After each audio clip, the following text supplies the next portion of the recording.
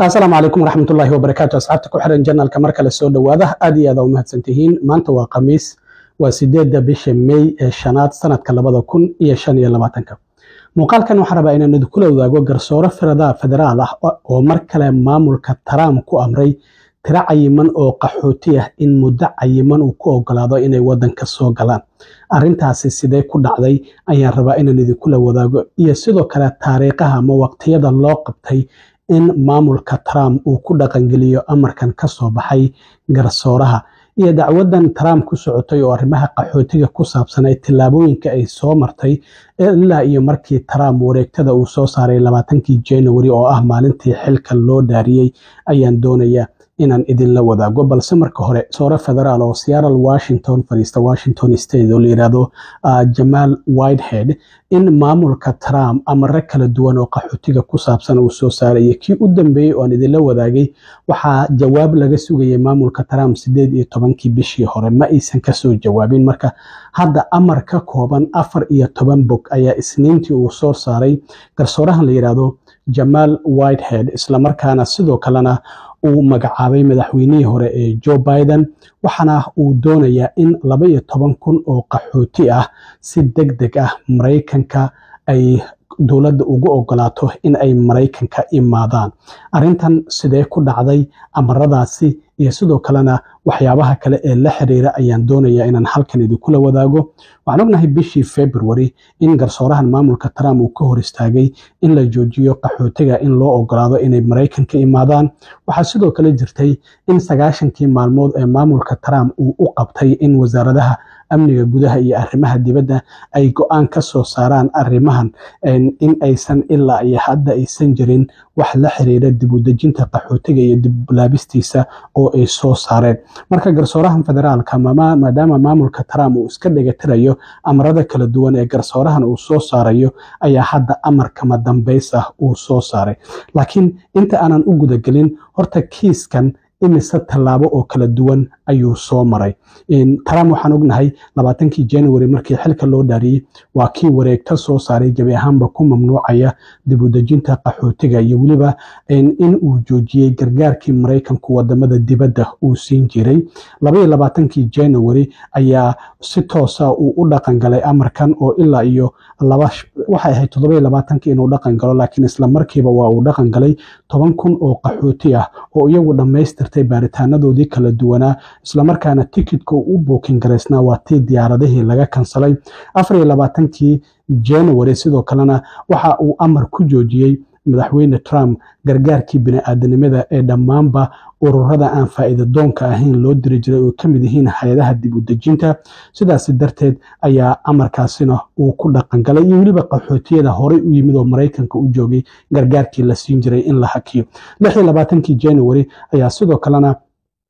amarkaasi sidoo kale waxa lagu joojiyay qaxootiyada dhinaca Afghanistan iyo meelahaas ka imaan jiray anaga nama qusaysa taasi markaas kadib 10 February ayaa qaar kamid ah hay'adaha soo dhaweeyay qaxootiga marka ay Mareykanka imaadaan ayaa sidoo kale waxa iyagana laga joojiyay gargaarkii la siin jiray lacagihii dawladdu ay siin jirtay si ay u soo dhaweeyaan in dadka qaxootiga ah markaas kadib ayaa dacwadan ay gudbiyeen 25 February oo ah bishii labaad ayaa garsoorahan federaalka ah kiiskan oo loo dhiibay isla markaana waxa uu sheegay in loo baahan yahay in qaxootigaasi dhaqangelintiisa joojinta la hakiyo markaas kadib ayaa waxa jirtay in kiiskan uu sidoo kale horay u sii socday 26 February ayaa sidoo kale waxa jirtay in maamulka Trump gabi ahaanba uu meesha ka saaray 10,000 oo federal contractors ah isla markaana waxa kamid ahaa hay'adaha dib u dejinta oo iyaguna qaxootiga soo dhaweeyo 24 bishii Maaj ayaa garsoorahan federaalka waxa uu soo saaray amar kale oo leeyahay in loo baahan yahay in dib loo soo celiyo gargaarkii la siin jiray lacagihii la siin jiray hay'adaha qaxootiga soo dhaweeyo sidoo kalena April 20keedii ayaa waxa jirtay in la filayay in report uu ka soo baxo wasaaradda amniga gudaha sida ay sheegayay aqalka cad oo la xiriira dib u bilaabista qaxootiga laakiin weli lama daabicin. haddaba 25kii bisha ayaa sidoo kalena waxaa maxkamadda Ninth Circuit-ka ay sidoo kale si hordhac ah ay u joojisay in loo baahan yahay ama ay u amartay in loo baahan yahay in dib loo bilaabo process gareynta qaxootiga kuwaasi oo horey loo approve gareeyay safarkooda isla markaana tikidhadoodii laga kansalay oo inay Mareykanka imaadaan laga mamnuuc. marka tallaabooyinkaasi kala duwan markii uu soo maray ayaa sidoo kale waxaa jirtay in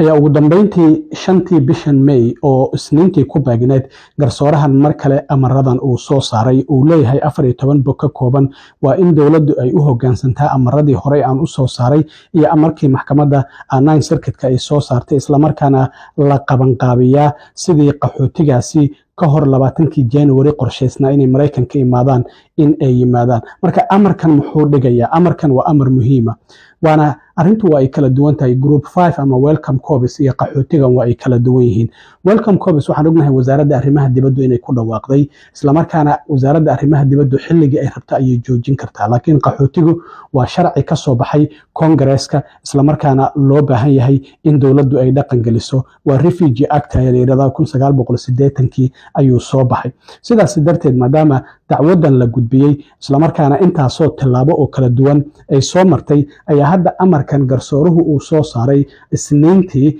waxa uu dhigayaa qodobadan soo socda. maamulka Trump ayaa waxaa sidoo kale lagu amrayaa in qaxootigii joojintii ay joojiyeen iyo weliba kontraktiyadii ay ka kansaleen hay'adihii soo dhaweyn jiray qaxootiga marka ay Mareykanka imaadaan in garsoorahan federaalka uu ku amrayo in dib loo bilaabo process gareynta iyo ogolaanshaha loo ogolaanayo Mareykanka inay imaadaan qaxootiga isla markaana sidoo kalena soo dhaweynta iyo dib u dejintii loo sameeyay ku dhawaad 12,000 oo qaxooti ah oo horey loo approve gareeyay diyaaradahoodana la booking gareeyay ka hor 20kii January. marka 12,000 oo qaxooti ah oo horey loo approve gareeyo tikidkooda uu jarnaa ka hor intii Trump uusan xilka la wareegin 20kii January waa in Mareykanka sida ugu dhaqsiyaha badan loo ogolaadaa. amarkan sidoo kale tallaabooyin cad oo muuqda ayaa maamulka Trump uu siinaya toddobaad kasta. hadda waxaa la leeyahay amarkan uu dhigayaa in 7 maalmood gudahood marka amarkan uu soo baxay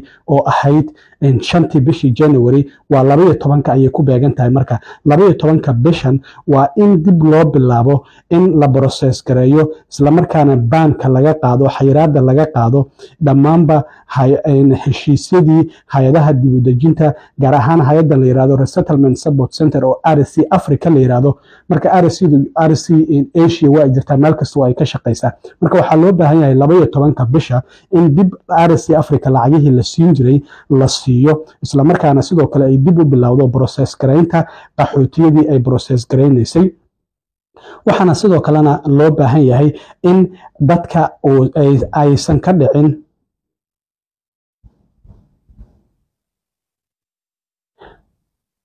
sidoo kalena dadka caafimaadku uu ka dhacay waa in 19 bishan ka hor ee May caafimaadkooda dib loogu celiyaa. IOM-tana waa in ay shaqadeedii dib u bilowdaa oo IOM-tu waa hay'adda dadka tikidhada u jirta. markaasi kadib waa in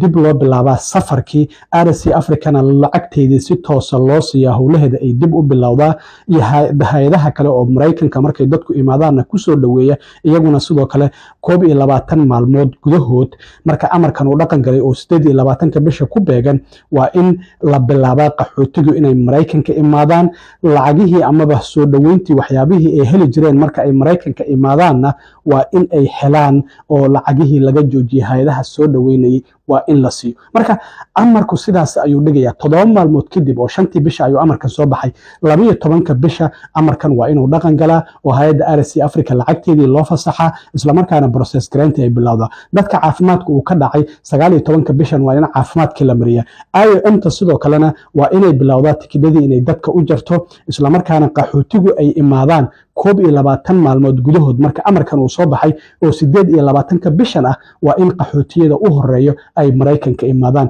haddaba arintan maamulka Trump ma fulin doona waxaan ognahay amaro kala duwan oo garsoorayaal federaal xitaa maxkamadda sare ay soo saartay ayaa maamulka Trump uu ku guuldareystay inuu fuliyo marka garsoorahan dokumentiyadan ama amarkan uu soo saaray 14 baa ka kooban isaga ayaa ku saxeexan sidaad aragtaan waxaana qaybta u dambeysay uu leeyahay dowladda waxaa looga baahan yahay inay u hoggaansanto tillaabooyinkan kor ku xusan oo aan soo sheegay kadibna saxiixiis ayaa ku yaala marka waa amar cad oo dowladda la siinayo inta aan bishan aysan dhammaan in qaxootiyadii hore loo approve gareeyay oo tikidhada loo jaray oo caafimaadkooda iyo waxooda haddii ay ka dhaceen in inta dib loo marsiiyo si degdeg ah inta aysan bishan dhammaanin Mareykanka gudihiisa lagu keeno arinta group 5 waa arin kale iyadana kiiskeeda waa uu socdaa walow hadda dadkii xareeyay qaarkood email loo soo diray dadkii la approve gareeyay sidaan filayaa anigu wali ma aanan arkin emailkaasi laakiin arintan qaxootiyada caadiga ayay qusaysaa oo aan welcome corps ama group 5 aan ahayn ayaa amarkan uu quseynaya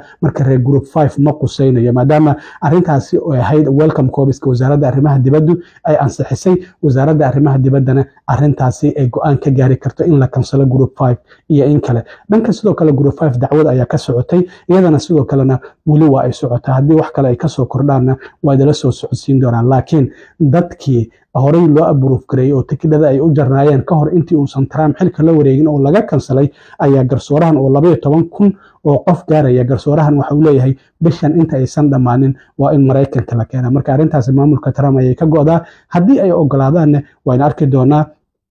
maamulka Trump wuxuu leeyahay anagu 160 qof oo kaliya ayaan u ogolaanaynaa in ay Mareykanka ay imaadaan sida uu leeyahay arintana racfaan ayaan ka qaadan doonaa ayuu leeyahay marka halka ay ku dambeysana sidoo kale waa idila soo socodsiin doonaa laakiin amarkaasi ayaa garsooruhu soo saaray aad iyo aad u mahadsantiin asxaabta intaan mar kale kulmi doono waa saaxiibkeen cilmi waro idin la sida iyo nabadgelyo